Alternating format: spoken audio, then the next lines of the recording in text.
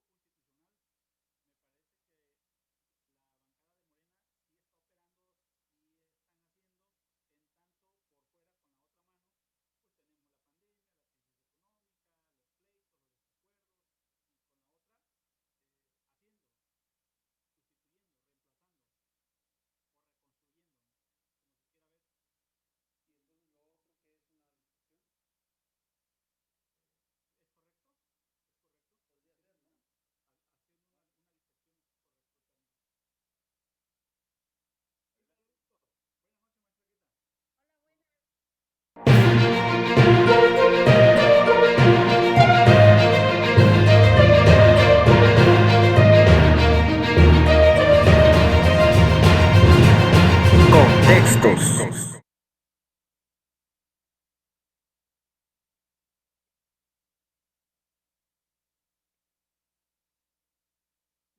noches, amigas y amigos que nos siguen a través de esta plataforma del Zoom en la plataforma de el diario Ultimátum en el programa Contextos. Hoy nos encontramos y agradezco que nos acompañen nuestra amiga María Enriqueta Burelo. ¿Cómo estás? Buenas noches. Buenas noches.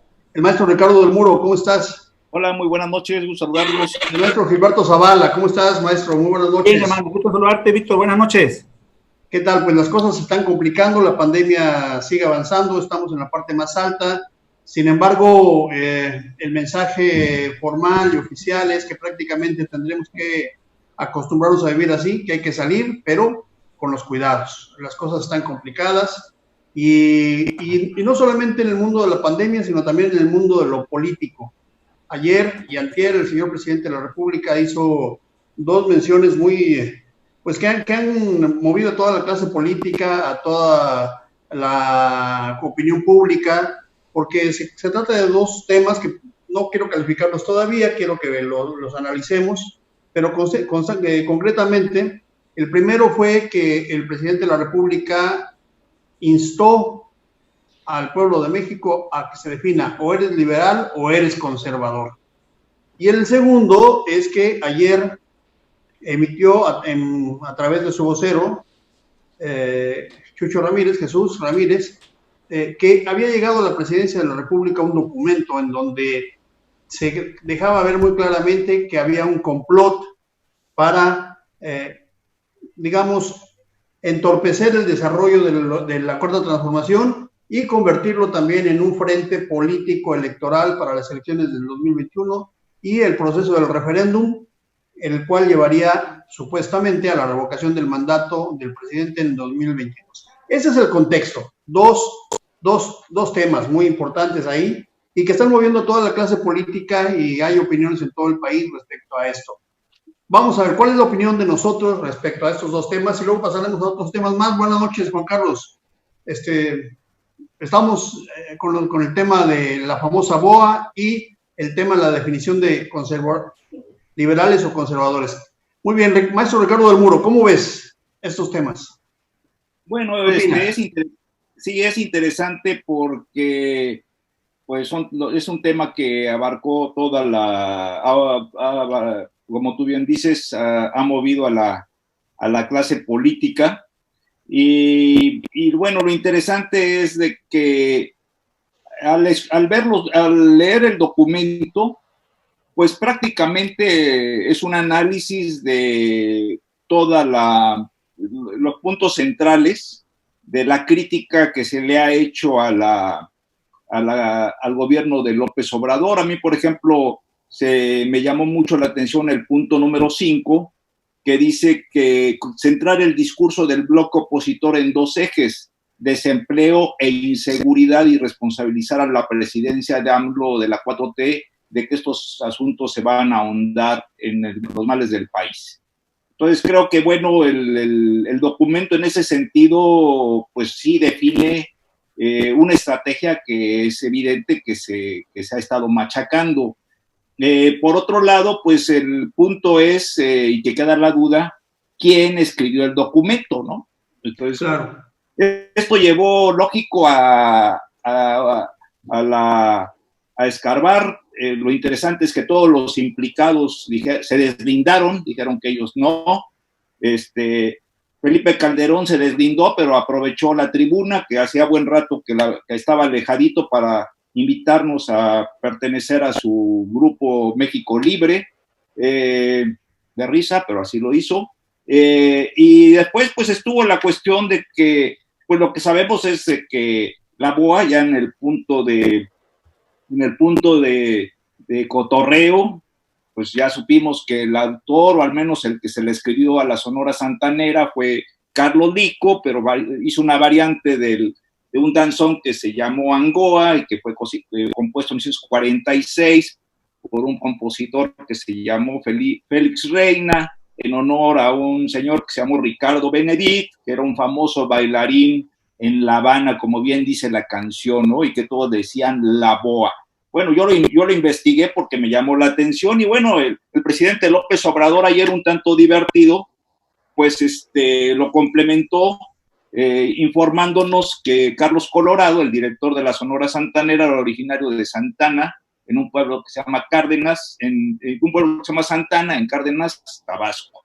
Y bueno, pero en este contexto también pues se refleja, como está la cosa de un documento así que suena a película de espionaje o policíaca, pues recurría a los consejos que da el maestro Sherlock Holmes, ¿no? Y entonces él dice que cuando se presenta un problema, entre las muchas recomendaciones que le hace, es cuando has eliminado lo imposible, lo que queda por improbable, pues tiene que ser la verdad. Y en ese sentido, pues a mí lo que me brinca es de que en otros tiempos, como pudiéramos decir, o como dijera un historiador, en tiempos pasados, cuando existía la más mínima sospecha de un complot, entraba en operación la policía política y la Secretaría de Gobernación. Y de inmediato a lo que procedía era que a los presuntos implicados se les hacía notar de que ya habían sido descubiertos, y entonces se recurría desde la recomendación, la amenaza, el encarcelamiento o la desaparición física, es decir, la muerte. Muy bien, maestro. Es una característica de nuestro gobierno. Ahora bien, el gobierno de López Obrador, yo creo que por su origen y por sus características... Maestro, si gustas, ahorita vamos a la segunda parte para que opinen todos en este punto, ¿te parece? Maestra Queta, Queta, tu micrófono está apagado. ¿Ya? Maestra Queta, es un anónimo y aún así el presidente lo anuncia. ¿Esto demerita a la presidencia de la República o es algo a lo que tendremos que acostumbrarnos? Bueno, yo creo que es una estrategia del presidente dar a conocer siempre en la mañanera todo este tipo de situaciones, ¿no? Y no es un complot realmente, ¿verdad? Si tuviera bases reales, pues es lógico la existencia de una oposición, aun cuando tú como presidente estés haciendo las cosas bien, pues siempre hay grupos que son opositores a ti por cuestiones ideológicas, por diversas razones, ¿no? Aquí lo que me preocupa es que involucren a personajes del INE, por ejemplo, del Tribunal Electoral, que entonces lo que están haciendo es descalificar de antemano la neutralidad de esos de esos organismos. Eso sí es preocupante, el que involucren a estos personajes. Entonces a los organismos electorales. Sí, entonces ya viene la duda de quién escribió el documento. Muy bien. Se le están atribuyendo al jefe de prensa de Gobernación, que ya desmintió en un Twitter. Omar Ortega se llama. Sí, de Omar Ortega, sí, él ya desmintió en un Twitter que él es el autor, ¿verdad? Pero sí creo que proviene, yo le vería más, no tanto de parte de estos complotistas, el documento, sino que el documento debe de haber salido de otro espacio, ¿no? De otro espacio para involucrar al INE, al Tribunal Electoral y a otras instituciones con las que de por sí ya hay cierto, pudiéramos decir, riña, ¿no? O, riña, pues la palabra adecuada no sea riña, ¿verdad? Pero sí hay ciertos enfrentamientos. Ok, maestro Gilberto Zavala, José Goldenberg, bueno, muchos analistas, Pepe Merino, gente que ha estado en el INE, que son analistas, Aguayo, mucha gente ha estado hablando diciendo que en realidad es una distracción. Y el presidente dice hoy que a él eso le divierte. ¿Es una distracción? ¿Es una especie de folclore político? ¿O hay que tomarlo muy en serio, maestro Zavala? A mí me parece que es una distracción, justamente en medio de una pandemia y de una crisis económica. Creo que hay un mensaje que debe de estar, en el cual debemos estar atentos, en tanto que pareciera ser que al gobierno le preocupa una autoridad administrativa electoral independiente como lo es el INE, y una autoridad electoral judicial, lo que sería el Tribunal Electoral del Poder Judicial de la Federación, al tiempo que contiene, o cuando menos paraliza, entre comillas, a cualquier acción política contraria a sus proyectos y a su manera de gobernar. De suerte que la mayoría de los opinadores de tipo nacional pues no le dan más que la importancia que requiere el tema, en tanto que lo dice el presidente, en tanto que el presidente expone 4 hojas y cuyo contenido ya lo han expresado a la nación, y algunos dicen que se trata de una artimaña, de una jugada. Lo cierto es que pareciera ser que al presidente no le gusta la crítica y sin embargo la provoca, sin embargo le gusta el pleito, le encanta esa confrontación, y creo que juega y navega muy bien en un contexto rudo. Muy bien, entonces aquí tenemos ya, Queta dice que, bueno, en realidad es un tema que hay que tomarlo en serio, pero al final de cuentas hay que tomar en cuenta el tema electoral, es decir, que puede ser una estrategia para desacreditar los procesos electorales. Ya el maestro Ricardo del Mundo estaba hablando sobre, digamos, el contexto general de cómo llega esto, y habla el maestro Gilberto Zavala diciendo que se trata más bien de una jugada de distracción. Juan Carlos, hay otras 2 declaraciones que pudieran completar, digamos, este esquema. Uno, el presidente de la República señala que es el tiempo en el cual desaparezcan los partidos políticos y solamente haya dos partidos, liberales y conservadores, es decir, el camino, el rumbo al bipartidismo. Y también hay otro tema muy interesante, la iniciativa para desaparecer prácticamente a los institutos autónomos de transparencia, de competencia,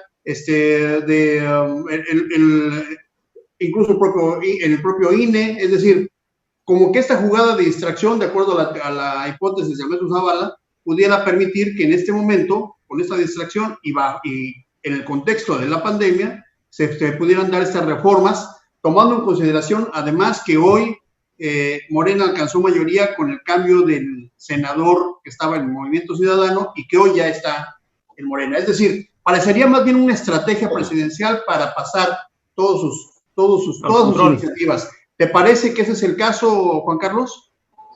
No me parece que son muy desaseados en hacer las cosas, ni siquiera se ponen de acuerdo. La agenda de la 4T va porque va, o sea, les guste o no les guste, o sea, esa es la transformación que ellos proponen. Parece que estamos pasando de la forma tradicional de división de poderes que se modernizó con los organismos autónomos, ya no solamente es el poder ejecutivo, legislativo, judicial, sino evolucionó en los últimos años en organismos autónomos, reguladores, independientes, que hoy están en un proceso de desaparición, porque son incómodos al poder, porque lo regulan, porque lo limitan. Bueno, por otra parte, tenemos a un presidente que pareciera, y lo hace cotidianamente, que no dimensiona, a ver, Queta, por favor, quita tu audio, no dimensiona el presidente lo que hoy exige que se respete, su investidura presidencial. Si lo dijera cualquier persona, cualquier diputado, Noroña, pues se tomaría de donde viene, pero nosotros los mexicanos venimos de una tradición de tlatoanis, de una tradición monárquica española, de 3 siglos de virreinato, de un siglo completo dominado por 3 caudillos, Santana, Juárez y Porfirio Díaz. Entonces tenemos muy arraigada en nuestro ADN político el respeto a la figura ahora presidencial, y parece ser que el primero que chacotea con ella es el presidente al elevar estos temas con esta falta absoluta de seriedad. Ayer estaba viendo un pedazo de la mañana, porque verla completa es una tortura, donde dice, a ver, pásenme ese papel que me dijeron, que no lo he leído. O sea, es una acusación muy grave la que hace, en el sentido conspiracionista de la denuncia, porque por otro lado hay que entender que en una democracia pues se pueden organizar frentes opositores. He estado viendo muy de cerca, y se los recomiendo, los miércoles por la madrugada, los debates en el Parlamento español. Es muy interesante ver pues cómo se construyen los bloques de gobernabilidad, y allá también están, la izquierda gobernante está diciendo que la derecha golpista, es el mismo discurso en España que el de acá, por la crisis de la pandemia. Ahora, lo malo acá es que meten a todos en la misma buchaca, en el mismo perol: periodistas, intelectuales, académicos, medios de comunicación, y eso sí me parece grave. ¿Por qué? Porque o frentes políticos, organizaciones políticas, todos como ciudadanos tenemos el derecho de asociación, y en su momento todo se habrá de canalizar por las vías constitucionales, institucionales del voto, conforme a lo que establece la Constitución. Entonces no hay que temer ni hay que hacer un escándalo respecto de que la oposición se organice. Si dicen que está moralmente derrotada, pues que se vaya poniendo de acuerdo, y seguramente sí se va a constituir. Yo visualizo un bloque por lo menos entre Movimiento Ciudadano, PRD, que está casi desaparecido, y el PAN. No sé si el PRI va a negociar sus cuotas, y México Libre tendrá que ir solo porque la ley no se lo permite. Ahorita vamos a ir con la respuesta, pero antes quiero preguntarle a toda la gente que nos está siguiendo. Hay aquí 4 hipótesis, como ustedes pueden ver. La preocupación que dice la maestra Queta respecto a esto es una estrategia para descarrilar, o al menos quitarle contundencia a las elecciones y al propio proceso de revocación del mandato del 22. El maestro Gilberto Zavala dice que es una jugada de distracción, y bueno, Juan Carlos, estás diciendo que en realidad puede, por lo que entiendo, es una especie como de autocomplot y un juego interno. El maestro Ricardo del Muro se dedicó más bien, él está haciendo una descripción. Porque no me dejaste dar mi hipótesis. A ver, pero déjame preguntarle a la gente, ¿qué opina? Para que nos mande, ¿de acuerdo? Mi hipótesis, Ricardo, nada más déjeme leer esto. No está con nosotros Saraí Cholón Cárdenas, está también con nosotros Maribel Preciado, muy buenas noches. Anaí, muy buenas noches. Al maestro Manuel Centeno, lo saludamos también. A Jorge Morales, lo saludamos. Araceli Hernández dice buenas noches, nos manda saludos. Anaí Córdoba, Andrés Manuel, lo mejor que le pudo pasar a nuestro país, ella está de acuerdo con Andrés Manuel. Berta Lilia Zavala Medina manda saludos. María Angélica Vázquez manda saludos. Araceli Hernández, saludos. Tenemos a Marisol mandando saludos, a Fabiola Maricruz, a Xochitl Ordaz y a Leonardo Cruz mandando saludos. Muy bien, perdóname, maestro del Muro, adelante. Es que la hipótesis en mi caso es de que fue una estrategia muy inteligente, o sea, no fue ninguna jugada. O sea, el gobierno de López Obrador, por su origen y características, no puede recurrir ni acciones represivas, ni de espionaje. Y si es muy cierto de que existe un discurso demasiado elemental, desde mi opinión, que tiene una serie de clichés muy claros, que es la crisis, el peligro de la crisis, el peligro de que la pobreza no se va a superar, el hecho de que el gobierno va a ser incapaz de superar la pandemia, o sea, una visión muy caótica del futuro que es muy, muy reiterativo, igual que el discurso contra Dos Bocas y contra el aeropuerto. Yo veo que es un discurso con muy poca imaginación, pero es muy reiterativo y es muy fácil de entender de que hay un discurso muy armadito. Ahora bien, ¿qué es lo que se hace? El gobierno no podía agarrar y decir, estamos descubriendo tal cosa, porque entonces decía, bueno, no que estás contra el espionaje. El gobierno tampoco podría agarrar y meterle un calambre o una amenaza a los presuntos conspiradores, porque también eso correspondía al pasado. Y bueno, lo que se hizo fue sacar prácticamente, desenmascarar a un grupo o exhibir a un grupo, ventanear a un grupo, acalambrarlos, y él lo dijo, lo está diciendo en su mañanera de hoy, lo dijo así, pero tranquilamente, les dijo, bueno, ahora sí, como dice Sherlock Holmes, elemental, mi querido Watson, el que no tiene injerencia en este asunto, pues ¿qué le preocupa?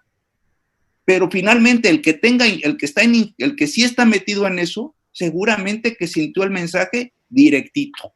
Entonces yo sí creo que sí es una estrategia política. Estás hablando de que tu hipótesis es que sí es una estrategia política, que el gobierno lo hizo deliberadamente. Para identificar a los opositores. Identificar a los opositores y saber, señores, sabemos quiénes son, sabemos qué están haciendo. Aquí estoy yo.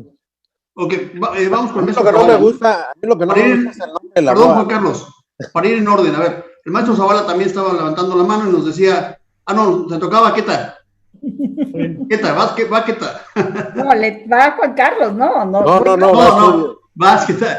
Tenías Mira, yo creo que tendremos que cambiar nuestra lógica de pensar, traemos una lógica de otras épocas, ¿no? Y nos vamos con esa finta, ¿no? Y entonces a veces nos parecen los discursos o lo que el presidente dice en las mañaneras como muy sin sentido, pero tienen una lógica sobre todo para sus seguidores, ¿no? Para sus seguidores y para muchas personas a las que les manda mensajes, ¿no?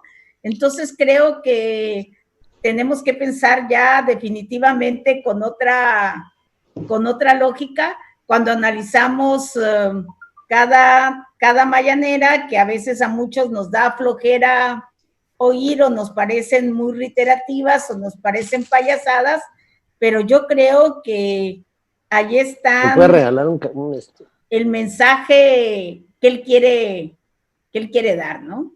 Maestro Zavala, dice el presidente que hay 3 instituciones que no se pueden tocar.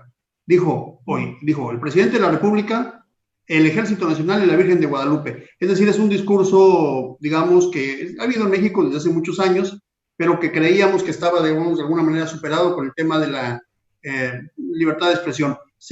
¿Cómo ves tú? ¿Qué opinas sobre este planteamiento, maestro Zavala? Bueno, es que él recurrentemente también se contradice, pues. Un día dice que es tolerante, que es democrático, que permite la crítica, y otra vez, cuando está en su propia crisis, dice que efectivamente no se debe de tocar la figura presidencial. Con el tema de ayer, a mí me queda claro que las conspiraciones siempre han sido difíciles de comprobar. Hoy México, la ciudadanía escucha y mira desde una condición de polarización a partir del aislamiento y el desencanto del ejercicio político o de la clase política en su conjunto.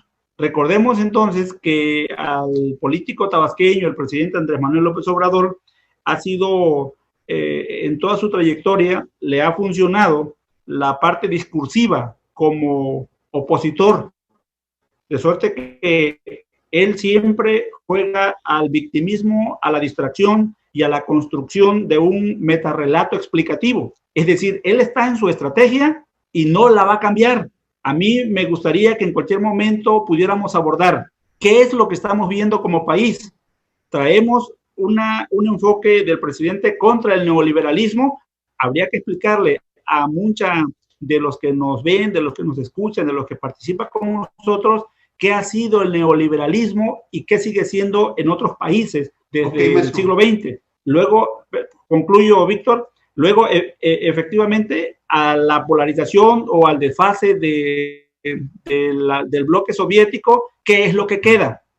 ¿Y qué es lo que estamos viviendo ahora? Es decir, creo que en todo caso la Cuarta T nos debe la explicación de cuál es su modelo. Comunista, socialista, neoliberalismo, capitalista, ¿qué es? Y hay que sentar esos pilares para entenderlo y poder dimensionarlo. Muy bien, Juan Carlos, ¿tú tienes alguna observación respecto a estos temas? Me parece, coincido plenamente con todos mis compañeros. Lástima que por más que queremos debatir, encontramos más puntos de coincidencia que son muy sensatas y centradas las opiniones. Lo que acaba de decir el maestro Gilberto es muy claro. El liberalismo está traslapado en el discurso porque el presidente habla de liberales y conservadores como si fuera Benito Juárez, ¿no? Cuando, por ejemplo, él se hace acompañar en ceremonias con el padre Solalinde o con los pastores de la iglesia evangélica, inclusive, y ahí hay posturas encontradas respecto de ciertos temas que son muy progresistas de la izquierda, que tienen que ver con la despenalización del aborto, con el matrimonio de personas del mismo sexo y otra serie de temas que son muy progresistas en el mundo occidental, hay que aclararlo, y entonces es una izquierda muy difusa. Yo lo he llegado a llamar amloísmo para buscar una definición, así como el marxismo, un entuerto de ideas. Al tiempo que critican al liberalismo, está pidiéndole dinero al Fondo Monetario Internacional ahorita por $1,000 millones, siguen la receta de no endeudamiento, o sea, siguen a pie, y además traen una relación, lo voy a decir respetuosamente, de colaboración con el gobierno norteamericano, que no es propia de los movimientos de izquierda latinoamericanos, que son antiimperialistas. Aquí no, aquí al primer tronido de dedos o tweet que manda Trump, nosotros nos cuadramos. Entonces, es una izquierda muy sui generis, que sigue con un modelo de desarrollo económico capitalista, que está entregándole al gran capital, a Ricardo Salinas Pliego, a Carlos Slim, a los grandes multimillonarios, las principales obras del gobierno, y que está aplastando a la clase media. Eso es lo que no acabo de entender y que me parece un grave error. Con esto concluyo de la estrategia del presidente. Con la crisis sanitaria tuvo una oportunidad extraordinaria que dejó ir de gente de la clase media que votó por él, harta de la corrupción, harta de muchas cosas, principalmente de la corrupción, y los dejó ir, los dejó a su merced, y siempre la clase media ha sido el motor de la historia y de los cambios. Muy bien, maestro Ricardo del Muro, pero tú dices que el discurso de la oposición entre Andrés Manuel está muy desgastado, es muy obvio, dices. ¿Cómo que es muy obvio? O sea, hablabas de... No, bueno, que no está articulado. Que no está articulado, que no hay un discurso, digamos, de oposición. Bueno, yo creo que sí. Primero, no creo que ya el esquema tradicional de ver derechas, izquierdas, neoliberales, etcétera, que para empezar, ahorita eso ya pasó a la historia, ¿no? Incluso ahorita hay una ciencia, la gente que sabe metodología se llama la hermenéutica, que precisamente es una no negación, pero sí un poco superación del marxismo, para que no quede nada más en el plano meramente material, manejándolo en términos metodológicos, y que ya abarque otros aspectos más amplios, ¿no? Pero en términos políticos es lo mismo, o sea, el fenómeno que a mí se me ocurre, pues pongamos dos ejemplos paradigmáticos. China, ¿cómo podemos definir China? Es un país comunista, pero al mismo tiempo es un país capitalista, imperialista. Podemos estar hablando de una transición para que se entienda más claramente.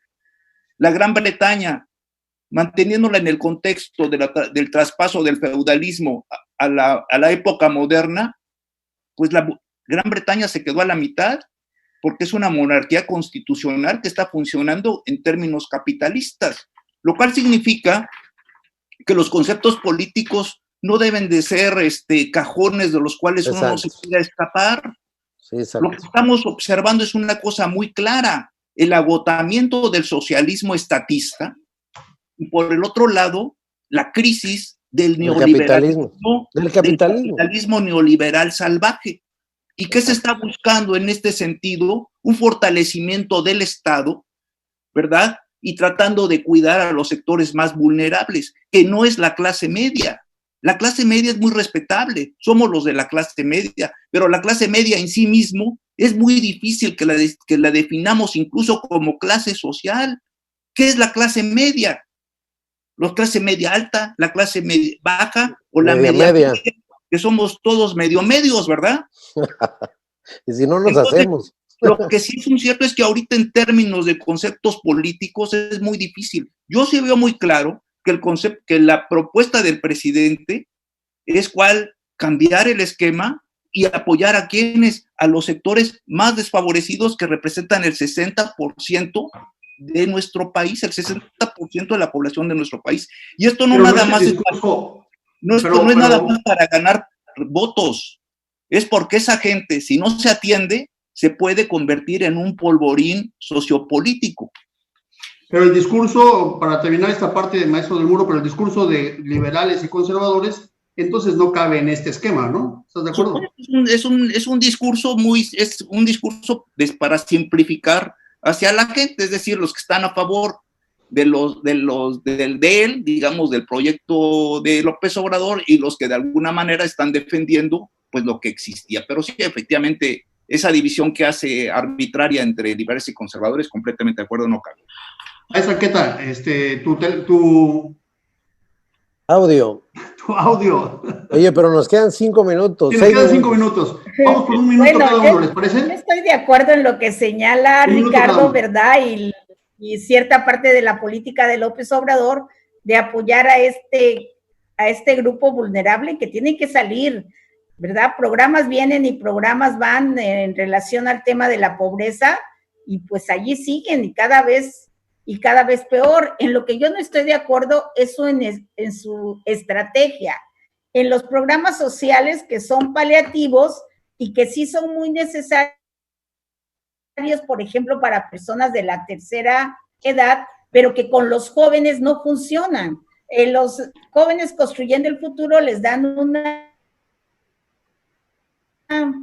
beca por un año y después del año se encuentran también sin nada. En pocas empresas o en pocas instituciones de gobierno les dan trabajo al final de que termine la beca. Entonces yo creo que allí en este programa de Jóvenes Construyendo el Futuro debería de diseñarse otra estrategia, porque esta no está funcionando, ¿no? Y siendo un país con una población joven, necesitamos otra estrategia para lograr que los jóvenes salgan adelante.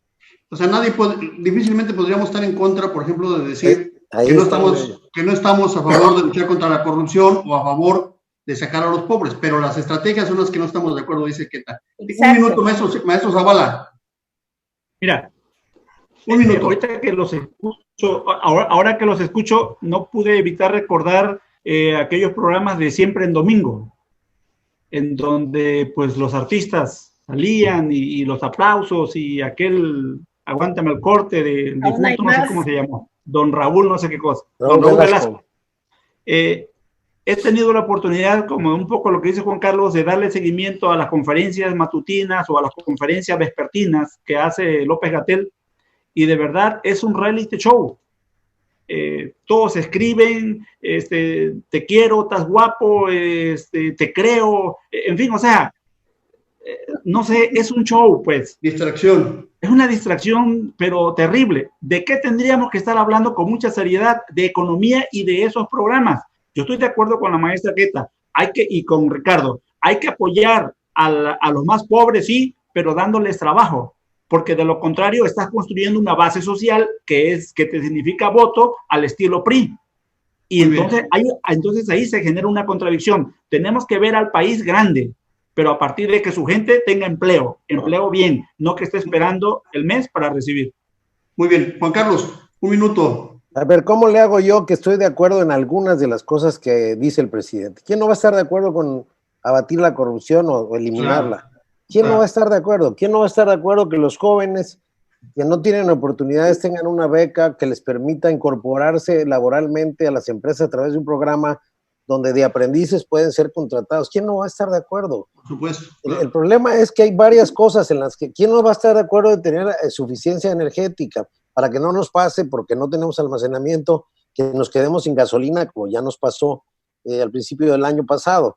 ¿Quién no va a estar de acuerdo en tantas cosas? El problema no es en el qué, es en el cómo, y ahí es donde está el gran debate nacional, donde no nos terminamos de poner de acuerdo, y a mí no me gusta que un país tan plural como es México nos encasillen de un lado o del otro en dos extremos cuando hay una pluralidad, y por otro lado, cuando la desigualdad regional, yo siempre insisto mucho, con esto concluyo, la pobreza está muy focalizada en los estados del sur-sureste del país, y lo que no veo es una estrategia para detonar el desarrollo con estímulos fiscales, con la promoción industrial.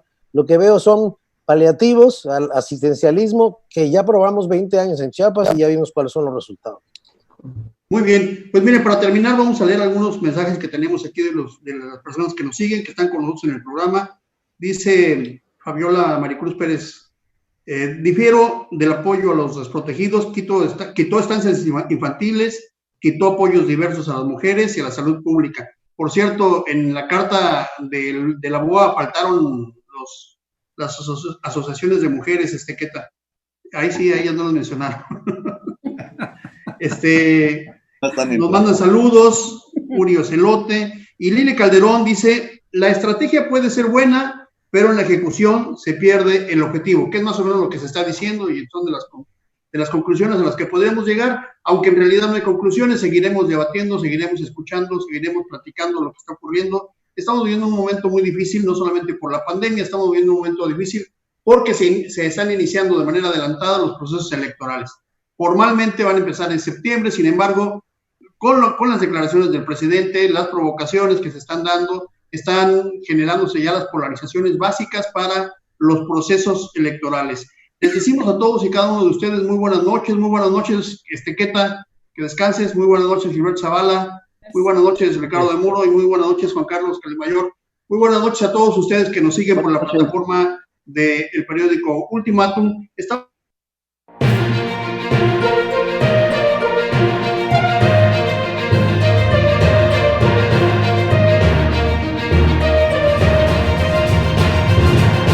Contextos.